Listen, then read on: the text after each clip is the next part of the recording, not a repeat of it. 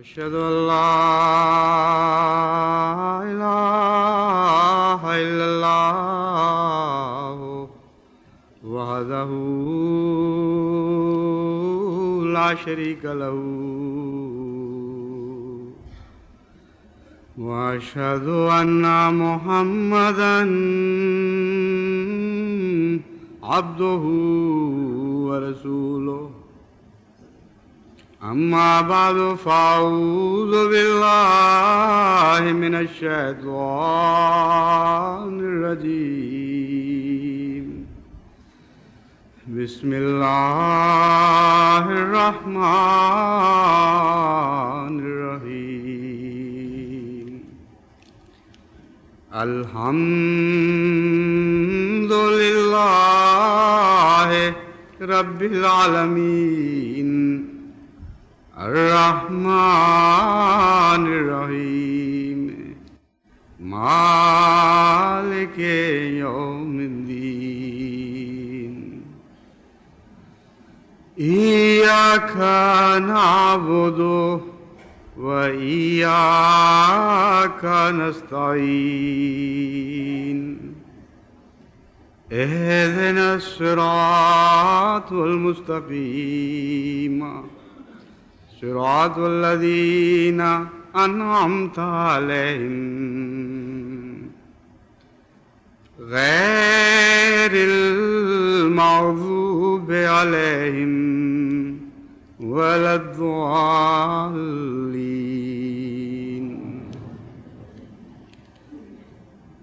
إن الإنسان خلق هلوعا إذا مسه الشر جزوعا وإذا مسه الخير منوعا إلا المصلين الذين هم عن صلاتهم دائمون والذين في أموالهم حق معلوم للسائل والمحروم والذين يصدقون بيوم الدين والذين هم من عذاب ربهم مشفقون إن عذاب ربهم غير مأمون۔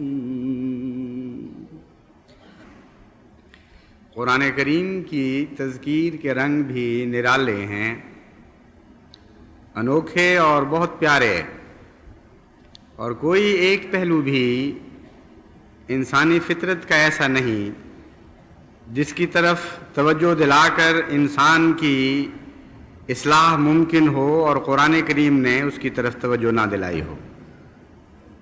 بہت باریک اور لطیف نکتے فطرت انسانی کے اٹھاتا ہے، ان کی طرف انسان کی توجہ مبذول کراتا ہے، انسان کو اپنی حقیقت اور کم مائیگی سے آگاہ کرتا ہے، اس کی حیثیت یاد کراتا ہے، اور پھر مایوسی کی بجائے امید کی نئی کھڑکیاں کھول دیتا ہے اس کے لیے۔ یعنی انسان جب اپنی حقیقت سے پوری طرح آگاہ ہو کر مٹی ہو جاتا ہے تو پھر اسے اٹھاتا ہے اور اسے بتاتا ہے کہ ہم تمہیں مایوس کرنے کے لیے، ناکام اور نامراد بنانے کے لیے یہ باتیں نہیں بتا رہے، بلکہ تمہیں حقیقت سے آگاہ کرنے کے بعد، سچائی پر قائم کرنے کے بعد ابدی نجات کی راہ دکھانے کے لیے یہ باتیں بتا رہے ہیں۔ کن باتوں سے بچنا ہے یہ تمہیں بتاتے ہیں، اور کس طرح بچنا ہے، اور ہمیشہ کی فلاح کیسے پانی ہے، یہ راز تمہیں بتا رہے ہیں۔ یہ ہے قرآن کریم کی تذکیر کا انداز، جو مختلف مواقع پر اختیار کیا گیا، لیکن اس کی بنیادی صفات یہی رہتی ہیں۔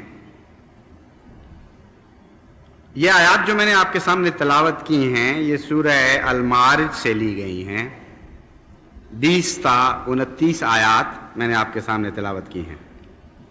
ان میں پہلی 2 آیات میں تو یوں معلوم ہوتا ہے جیسے دل دہلانے والی بات کی گئی ہے. یوں محسوس ہوتا ہے جیسے انسان کو اس کی حقیقت بتا کر بتایا گیا ہے کہ تم تو کسی کام کی چیز نہیں، تمہاری تو فطرت کے اندر بعض کجیاں موجود ہیں، تمہاری تخلیق اور بناوٹ میں بعض کمزوریاں ہیں، اور ان کے بعد تم بڑے بڑے بول بولو اور اپنی ذات پر بنا کرتے ہوئے کسی ترقی کے خواب دیکھو تو یہ محض جھوٹ ہے. فرمایا ان الانسان خلق ہلوعا، انسان تو پیدا ہی ایسی حالت میں کیا گیا ہے کہ وہ بے صبرہ بھی ہے، تھوڑ دلا ہے اور کم حوصلہ ہے. یعنی اس کی تخلیق ہی ایسی ہے. اذا مسہ الشر جزوعا، اور اس کے تھوڑ دلا ہونے، اس کے کم حوصلہ ہونے اور اس کے بے صبرے ہونے کی دلیل یہ ہے کہ اذا مسہ الشر جزوعا، جب اسے شر پہنچتا ہے، کوئی تکلیف پہنچتی ہے تو بڑا جزا فضا کرتا ہے، خوب شور ڈالتا ہے اور واویلا کرتا ہے اور مایوسی کا شکار ہو جاتا ہے. یوں محسوس کرتا ہے جیسے اس اندھیرے سے میں کبھی نکل ہی نہیں سکوں گا، اور بے انتہا بے قراری کا اظہار کرتا ہے. وَإِذَا مَسَّهُ الْخَيْرُ مَنُوعًا، اور جب اس کو بھلائی پہنچتی ہے تو وہ کنجوس بن جاتا ہے اور دوسروں تک اپنی بھلائی کو پہنچانے کا خیال ہی دل میں نہیں لاتا اور خود غرضی دکھاتا ہے. یہ 2 صفات جو انسانی فطرت کی بیان کی گئیں، ان میں قابل توجہ بات یہ ہے کہ شر کے نتیجے میں جزوعا کے بعد خیر کے نتیجے میں منوعا کی صفت کیوں رکھی گئی؟ یعنی یہ کیوں فرمایا گیا کہ جب اسے شر پہنچتا ہے تو بے چین اور بے قرار اور واویلا کرنے والا بن جاتا ہے؟ اس کے بعد بظاہر یہ ہونا چاہیے تھا کہ جب اس کو خیر پہنچتی ہے تو پھر وہ بڑے تسکین پا لیتا ہے اور اپنے آپ کو امن میں سمجھتا ہے اور سمجھتا ہے کہ اب آئندہ مجھے کوئی شر پہنچے گا ہی نہیں. ایک اور موقع پر قرآن کریم نے یہ طرز بھی اختیار فرمائی ہے، لیکن یہاں عمدن اس طرز کو بدل کر ایک اور رنگ میں بات کی گئی ہے. خیر کے ساتھ منوعا کا ذکر کیوں کیا گیا؟ منوعا کا مطلب ہے اپنی خیر دوسروں تک پہنچانے کا خیال ترک کر دیتا ہے اور خسیس ہو جاتا ہے. یہ پسند نہیں کرتا کہ اس کی بھلائی میں دوسرے شریک ہو جائیں. وجہ یہ ہے کہ اس کی پہلی حالت میں جو کیفیت بیان فرمائی گئی اس کی ذمہ داری اس دوسری آیت نے اس کی ذات پر ڈال دی ہے. یعنی ایک ایسا انسان جس کو دکھ پہنچتا ہو اور وہ دکھ کا احساس بھی کر لیتا ہو اور جانتا ہو کہ دکھ کیا ہوتا ہے، جب وہ اس دکھ سے نکلے تو یہ نتیجہ ہونا چاہیے کہ وہ دوسروں کے دکھ دور کرے. نتیجہ تو یہ نکلنا چاہیے کہ وہ لوگوں کے ساتھ اپنے سکھ بانٹے اور جب بھی کہیں دکھ دیکھے وہ بے قرار ہو جائے. لیکن یہ نہیں ہوتا، بلکہ وہ باوجود اس کے کہ دکھوں میں صاحب تجربہ ہو چکا ہوتا ہے، باوجود اس کے کہ جانتا ہے کہ مصیبت کیا ہوتی ہے، پھر جب بھی مصیبت سے نکلتا ہے خود غرض ہو جاتا ہے اور دوسروں کی پرواہ نہیں کرتا. اور یہ کیفیت قرآن کریم فرماتا ہے کہ ایک فطری کیفیت ہے.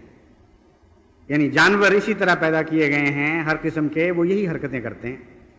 اور انسان بھی جو مذہب سے لابلد ہو، جس کی تعدیب مذہب نے نہ کی ہو، وہ اس عام فطرت پر اگر اس کو پاؤ گے تو اسی حالت میں دیکھو گے. تو دنیا کی جتنی بھی لامذہب قومیں ہیں، یہ ان کی کیفیت بیان ہوئی ہے کیونکہ خدا نے ان کی تعدیب نہیں کی، ان کی کسی مذہب نے تہذیب نہیں کی. اس لیے وہ بغیر الہی تعلیم کے جب عام فطری حالت میں پائی جائیں گی تو حیوانات کے زیادہ قریب ہوں گی، کیونکہ یہ حیوانی فطرت ہے جس کا بیان کیا گیا ہے. اپنے دکھ کے وقت تو خوب شور مچائیں گی اور کہیں گی کہ یہ ہم یعنی کون ہوتا ہے دنیا میں ہمیں مصیبت میں ڈالنے والا. یعنی ایسی انانیت اور تکبر اور نفسہ نفسی آپ ان میں دیکھیں گے کہ بے انتہا بے قرار ہو جاتے ہیں اور دکھ کی نسبت سے زیادہ مایوسی محسوس کرتے ہیں. اور جب بھلائی آتی ہے تو بھول ہی جاتے ہیں بنی نوع انسان کو. یہ خیال بھی دل میں نہیں آتا کہ اور بھی لوگ بیچارے مصیبت میں مبتلا ہیں، کیوں نہ میں ان کی مصیبتیں بھی دور کروں. چونکہ یہ ایک فطرت کے ایک ایسی فطرت کا اظہار کیا گیا ہے ان آیات میں جو انسان کو کی تخلیق میں ودیت ہے، تو اس سے بظاہر انسان کا دماغ مایوسی کی طرف منتقل ہو جاتا ہے۔ یہاں پہنچ کر اللہ تعالیٰ اس کو سنبھالتا ہے، اسے ہاتھ پکڑاتا ہے، دست نصرت عطا کرتا ہے اور فرماتا ہے کہ نہیں، کوئی مایوسی کا مقام نہیں ہے۔ الا المصلین الذین، نماز پڑھنے والے، عبادت کرنے والے مستثنا ہیں، ان کی فطرتوں میں تبدیلیاں پیدا کی جاتی ہیں، ان کو نئے رنگ عطا ہوتے ہیں اور وہ ان برائیوں میں مبتلا نہیں ہوتے۔ جو سچی نمازیں پڑھتے ہیں وہ جب دکھ محسوس کرتے ہیں تو دکھ ان پر غالب نہیں آتا، وہ جزا فضا نہیں کرتے، ان میں تم صبر کی بے مثال صفات پاؤ گے۔ اور جب وہ خیر پاتے ہیں تو یہ نہیں سمجھتے کہ ہمارا حق تھا، ہمیں ملا ہے، گویا ہم خیر ہی کے لیے پیدا کیے گئے تھے۔ اس وقت ان کو خیال آتا ہے ان بھائیوں کا جن بھائیوں کے دکھ میں سے تھوڑا سا حصہ انہوں نے بھی پایا تھا، اپنے ان بھائیوں کا جو بہت سی بھلائیوں سے محروم ہیں، جو کئی قسم کی مصیبتوں میں مبتلا ہیں۔ تو وہ فی اموالہم حق معلوم، یعنی معلوم یہ ہوتا ہے اس آیت سے، اور بھی اس کی تفاسیر ہیں، لیکن ایک یہ بھی معلوم ہوتا ہے کہ حق معلوم مقرر کر بیٹھتے ہیں وہ، یعنی معلوم ہوتا ہے جب مصیبت ان پہ پڑتی ہے تو اس وقت یہ عزم کر چکے ہوتے ہیں کہ آئندہ ہم اپنے غیر دوسرے بھائیوں کے لیے خیر کا انتظام کریں گے، اور ہمیں جب خدا خیر عطا فرمائے گا تو ہم ایک مقرر کر لیں گے حق کے اتنا ضرور اپنے بھائیوں کو عطا کرنا ہے۔ للسائل والمحروم، اور اتنا عظیم الشان سبق حاصل کرتے ہیں وہ مصیبتوں اور دکھوں سے کہ وہ یہ بھی فیصلہ کر چکے ہوتے ہیں ان اوقات میں کہ ہم اپنی خیر پہنچائیں گے صرف مانگنے والے کو نہیں، بلکہ محروم کو بھی، جو ہے تو محروم لیکن یعنی دنیا کے لحاظ سے صرف محروم نہیں بلکہ اس بات سے بھی محروم ہے کہ سوال کرے، اس میں استطاعت نہیں ہے، اس کی فطرت میں خدا تعالیٰ نے اتنی غیرت رکھی ہے، اتنی حیا رکھ دی ہے کہ وہ سوال کرنے سے بھی محروم رہ جاتا ہے۔ تو یہ بھی سوچتے ہیں کہ ان لوگوں تک بھی ہم پہنچیں گے۔ یہ پھل ہے عبادت کا، لیکن ساتھ ایک چھوٹی سی شرط لگا دی، فرمایا پھل اس عبادت کا ہے جس عبادت کو دوام حاصل ہو۔ الذین ھم علی صلاتہم دائمون، یہ ان لوگوں کو نعمت عطا ہوتی ہے، یہ غیر معمولی شان، یہ عظیم الشان صفات حسنہ ان لوگوں کے حصے میں آتی ہیں جن کی عبادت میں دوام ہوتا ہے۔ عارضی عبادتیں کر کے اللہ سے چھٹی نہیں کر جاتے، مستقلاً خدا کے دربار میں حاضر ہونے والے لوگ ہیں یہ، اور دوام ہی دراصل اس بات کی ضمانت ہے کہ یہ دو صفات، پہلی دو صفات کے برعکس ان کو عطا ہوں۔ یعنی جب ان کو شر ملے تو وہ مایوس نہ ہوں اور جزا فضا نہ کریں، اور صبر کے ساتھ اس شر پر بھی قائم رہیں، اور جب ان کو خیر ملے تو اپنے تک محدود نہ رکھیں بلکہ غیروں تک پہنچائیں۔ یہ دو صفات حسنہ قرآن کریم کی روح سے عبادت کرنے والوں کے حصے میں آتی ہیں، لیکن ان عبادت کرنے والوں کے حصے میں جو اپنی عبادتوں کو دوام بخشتے ہیں۔ یہ ہے خلاصہ ان آیات کے مضمون کا۔ ابھی ہم نے ایک نہایت ہی بابرکت رمضان کی لذت پائی، اور وہ جو پہلے عبادت نہیں بھی کیا کرتے تھے ان میں سے بھی بکثرت ایسے تھے جنہوں نے عبادت شروع کر دی۔ وہ جو پہلے تناؤم کی زندگی بسر کر رہے تھے انہوں نے محض للہ خود مشکلات برداشت کی اور دیکھا کہ مشکل ہوتی کیا ہے، مصیبت کس کو کہتے ہیں، لیکن یہ مصیبت تو ہی تھی، محض للہ برداشت کی گئی تھی۔ چنانچہ یہ سب سے بہتر موقع تھا انسانی نفس کی تربیت کا۔ ایک مہینہ مسلسل ان پر یہ کیفیت طاری رہی کہ ہم علی صلاتہم دائمون، اور بڑی توجہ سے انہوں نے ان باتوں پر دوام اختیار کیا۔ یعنی ایک مہینے کی حدود کے اندر میں کہہ رہا ہوں، اس نسبت سے ان کو دوام ملا ہے، اور ایک مہینے کی عبادت ایک اچھی خاصی مؤثر عبادت ہونی چاہیے۔ بعض باتیں تو ایک عبادت ہی انسانی زندگی کا رنگ بدل دیتی ہیں، کچھ یہ کہ ایک مہینہ مسلسل 5 وقت عبادت کی جائے، اور پھر یہ سختی کا تجربہ بھی دیکھا۔ رمضان سے وہی کامیابی کے ساتھ نکلے ہیں جو قرآن کریم کی ان آیات کے مطابق ان دو مقابل کی صفات کے حامل بن چکے ہیں جو جزوع اور منوع کے مقابل پر اللہ تعالیٰ نے ان کو عطا فرمائی ہے یا عطا فرمانے کا وعدہ کیا تھا. بس اگر انسان نے اپنے نفس میں یہ جانچنا ہو، یہ محاسبہ کرنا ہو کہ اس رمضان مبارک سے میں کیا پا کر نکلا ہوں اور کیا کھو کر نکلا ہوں، تو یہ آیت ایک بہت ہی خوبصورت اور حسین پیمانہ اس کے سامنے رکھتی ہے. اگر رمضان مبارک کے بعد اس کی عبادات کو دوام حاصل ہو گیا ہے، ایسا دوام جو ایک مہینے کی حدیں پھلانگ کر بھی آگے جاری رہتا ہے، اگر رمضان مبارک کے بعد اس کو دکھوں کے احساس میں صبر کرنے کا سلیقہ آ گیا ہے، اگر کوئی دکھ اس کو مایوس نہیں کر سکتا، اگر رمضان مبارک کے بعد وہ پہلے سے زیادہ بنی نوع انسان کا ہمدرد بن چکا ہے، تو اسے مبارک ہو کہ قرآن کریم کی یہ آیات اسے ہمیشگی کی فلاح کی خوشخبری دے رہی ہیں. اگر ان سے عاری گزرا ہے کوئی رمضان سے تو اپنے نفس کا محاسبہ کر کے خود ہی جائزہ لے اور آئندہ اصلاح کی کوشش کرے. میں بار بار اس لیے کہہ رہا ہوں اپنے نفس کا محاسبہ کہ آپ کو حق نہیں کہ آپ دوسروں کے متعلق یہ کہنا شروع کریں کہ تم اس رمضان سے گزرے ہو پھر بھی وہیں کے وہیں رہے. اس سے آپ کو بھی نقصان پہنچے گا اور اس کو بھی نقصان پہنچے گا. آپ کے اندر انانیت اور تکبر پیدا ہو جائے گا اور وہ سمجھے گا کہ مجھے تانے دے رہا ہے، وہ پہلے سے بھی زیادہ برے حال میں چلا جائے گا. اس لیے یہ نہیں ہے نصیحت کا طریقہ. اس وقت اس منزل پر تو ہر شخص کو خود اپنے نفس میں ڈوب کر اپنا جائزہ لینا چاہیے. اب جہاں تک اس بات کا سوال ہے کہ یہ نمازیں کرتی کیا ہیں، کیسے یہ دو صفات پیدا کر دیتی ہیں مومن کے اندر جو بظاہر اس کی فطرت کے خلاف ہیں، لیکن یہ ارتقائی صفات ہیں. ان فطرت کے اندر جو خدا تعالیٰ نے ودیت کی ہوئی صفات ہیں ان میں جڑیں ضرور پائی جاتی ہیں ان صفات کی، لیکن ایک نیا اور بہتر پھل پیدا ہو جاتا ہے، ایک نیا وجود گویا کہ ظہور میں آ جاتا ہے. یہ کیسے ہوتا ہے؟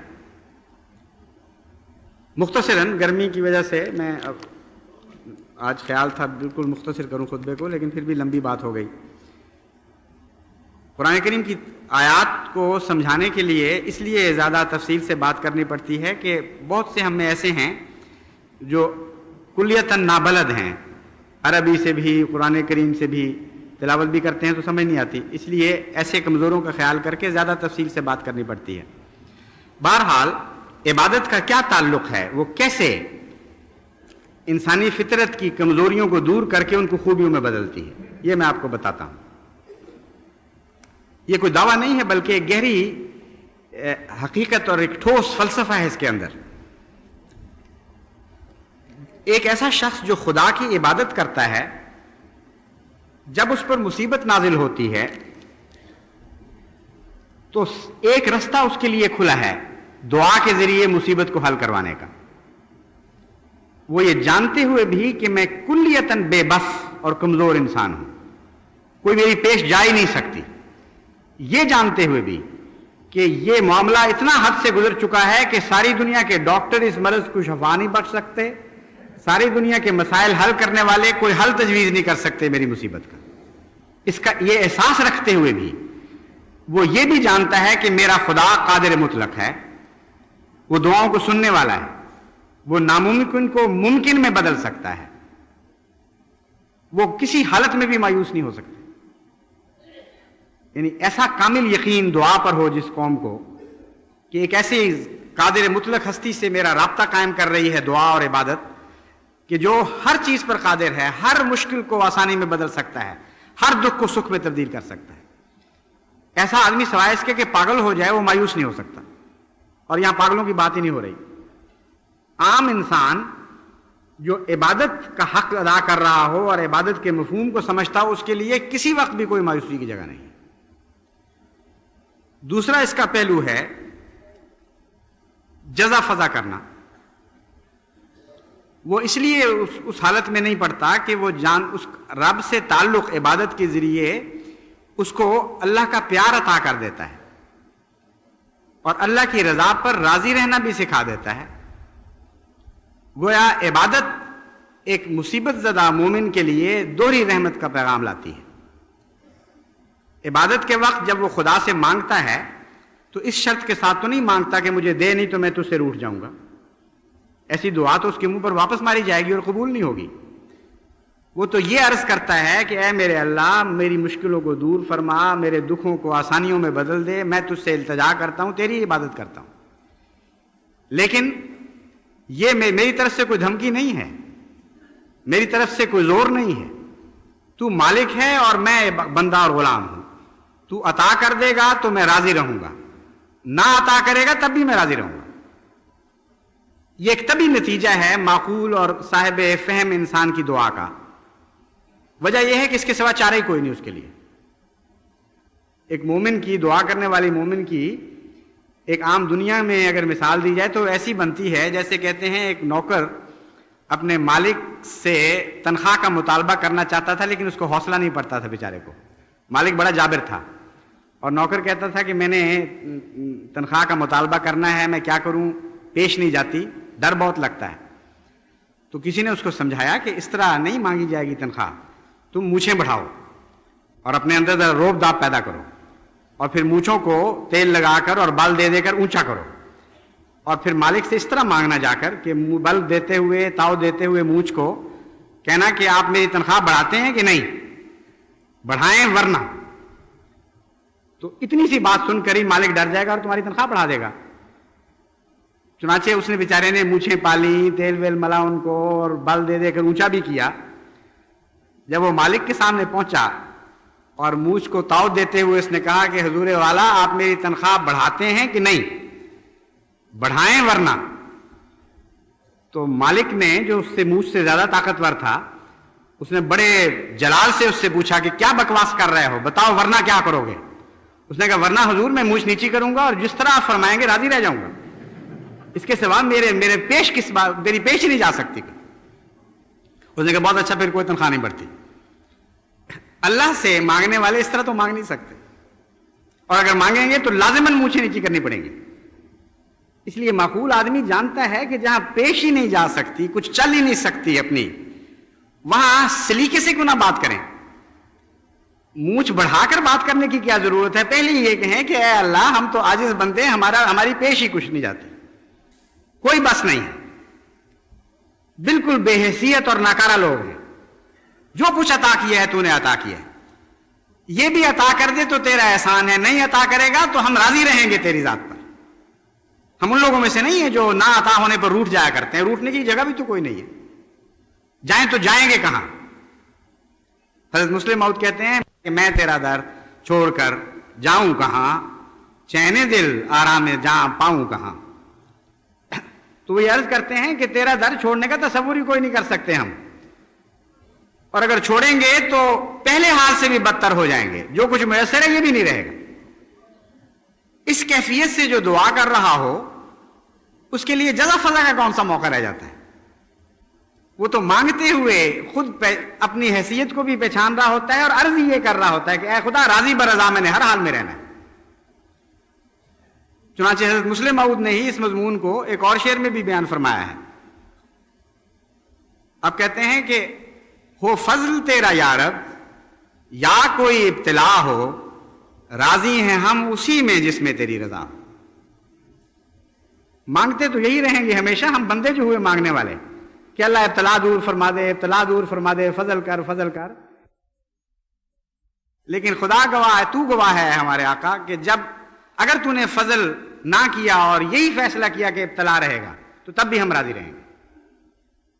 بس دیکھیے عبادت ہی ہے جو اس انسانی فطرت کی کمزوری کو خوبیوں میں تبدیل کر دیتی ہے۔ اذا مسہ الشر جزوعا، مومن کے لیے جزا فضا کا کوئی سوال ہی نہیں ہے، لیکن ساتھ شرط لگائی الا المصلین الذین هم علی صلاتهم دائمون۔ فرمایا کہ پرانی باتیں تو اس موقع پر تمہارے کام نہیں آئیں گی، یہ تو ایک مستقل حالت ہے انسان کی، کیونکہ انسان کے ساتھ مصیبتیں لگی رہتی ہیں۔ ایسی حالت میں نہ تم اپنے آپ کو مبتلا کر دینا کہ تمہاری باتیں پیچھے رہ چکی ہوں اور مصیبتیں تمہیں آگے پکڑ لیں۔ عبادتوں پہ دوام اختیار کر جاؤ، تاکہ کسی حالت میں بھی کوئی مصیبت اچانک نہ تمہیں پکڑ سکے. جب آئے دیکھے کہ ایک عبادت گزار بندے پر آئی ہوں اور عبادتیں دھکے دے دیں ان مصیبتوں کو, وہ تمہاری حفاظت کریں گی. وہ سبق مومن کو یہ ملا کہ اگر تم دوام چاہتے ہو دنیا میں اور اپنے امن اور سکون کے لیے دوام چاہتے ہو تو عبادت پر دوام اختیار کر جاؤ, اور اگر تم حوائج آسمانیہ سے محفوظ رہنا چاہتے ہو اور حوادث سے محفوظ رہنا چاہتے ہو, دکھوں اور مصیبتوں سے محفوظ رہنا چاہتے ہو, تو عبادت پر کی حفاظت کرو. عبادت تمہارے لیے محافظ بن جائے گی.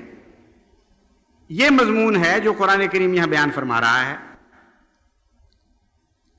اور عبادت کے بعد اس کا تبھی نتیجہ یہ نکالا والذین فی اموالہم حق معلوم للسائل والمحروم. وہ جو خدا سے مانگ رہا ہو, اگر وہ خود دوسروں کو نہ دیتا ہو تو مانگنے کا اہل ہی نہیں رہتا. جو یہ خدا سے عرض کرنا چاہے کہ اے خدا تو بڑا رحیم و کریم ہے, تجھے بہت کچھ حاصل ہے, اس میں سے مجھے خیرات ڈال, اور اپنی حالت یہ ہو کہ جب دوسروں کو ضرورت ہو تو وہ خیرات نہ ڈالتا ہو, تو اللہ تعالیٰ تو اس کی دعائیں نہیں سن سکتا. اور ایک معقول انسان, ایک صاحب فہم آدمی ایسی دعا کر ہی نہیں سکتا جب اپنا حال یہ ہو کہ وہ دوسروں کے لیے کنجوس بن چکا ہو, مانگنے کا حق ہی نہیں رکھتا. وہ بس ایسے بندے اولو الالباب ہوتے ہیں, وہ دعاؤں سے پہلے پوری ذہنی تیاری کر چکے ہوتے ہیں. وہ ساتھ یہ بھی عرض کرتے ہیں کہ اے خدا جو کچھ تو ہمیں دے گا ہم آگے تیرے بندوں کو بھی پہنچائیں گے, ہم اکیلے نہیں کھائیں گے, سارے ہم میں سے ہمارے ساتھ حصہ رزدی شریک ہوں گے. اس لیے میری خاطر نہیں تو اپنے دوسرے بندوں کی خاطر ہی عطا کر, ذریعہ بنا دے مجھے بھی لطف آئے کہ میں آگے لوگوں کو تقسیم کر رہا ہوں. چنانچہ انبیاء کی یہ روح ہوتی ہے اور یہ فطرت ہوتی ہے. تبھی حضرت مسیح موعود علیہ الصلوۃ والسلام کو خدا تعالیٰ نے فرمایا, نان ایک آسمان سے اترتا ہوا دکھایا اور فرمایا کہ یہ تیرے لیے اور تیرے ساتھ کے درویشوں کے لیے. یعنی یہ نہیں کہا کہ اپنے ساتھ کے درویشوں کو دو, فرمایا ہم جانتے ہیں تیری فطرت کو, تو کوئی فیض اپنے لیے اکیلا رکھ ہی نہیں سکتا, لازماً جو نعمتیں ہم تجھے عطا کرتے ہیں تجھے آگے بانٹتا ہے, تو ہم پہلے ہی شامل کر رہے ہیں ان لوگوں کو کہ اے میرے بندے یہ تیرے لیے اور تیرے ساتھ کے درویشوں کے لیے ہے. تو یہ سلیقہ بھی عبادتیں سکھاتی ہیں کہ انسان اپنی بھلائیوں دوسروں میں تقسیم کرے اور اس تقسیم میں لذت پائے, دکھ محسوس نہ کرے بلکہ لذت پائے. تو میں امید رکھتا ہوں کہ یہ رمضان جس نے 30 دن کم از کم بعض لوگوں کو عبادتیں سکھائیں اور جو پہلے عبادت گزار بندے تھے ان کی عبادتوں میں اضافہ کیا, وہ یہ دائمی سبق پیچھے چھوڑ جائے گا ہمارے لیے کہ ہم یقین کریں گے کہ عبادت کے بغیر ہماری کوئی زندگی نہیں, عبادت کے بغیر کسی مصیبت کے خلاف کوئی ضمانت نہیں ہے, عبادت کے بغیر ہم خدا کے وہ بندے نہیں بن سکتے جو بنی نوع انسان کی بھلائی کے لیے پیدا کیے گئے ہیں, اور عبادت کے بغیر ہم خدا کی طرف سے عذاب آنے والے عذابوں سے مامون اور محفوظ نہیں رہ سکتے. آگے ان آیات میں ذکر کیا گیا ہے. اس سبق کو لے کر اپنی زندگی میں اپنائیں, اپنے اعمال میں داخل کریں اور پھر دیکھیں اللہ تعالیٰ کتنے بے انتہا فضل کرنے والا خدا ہے.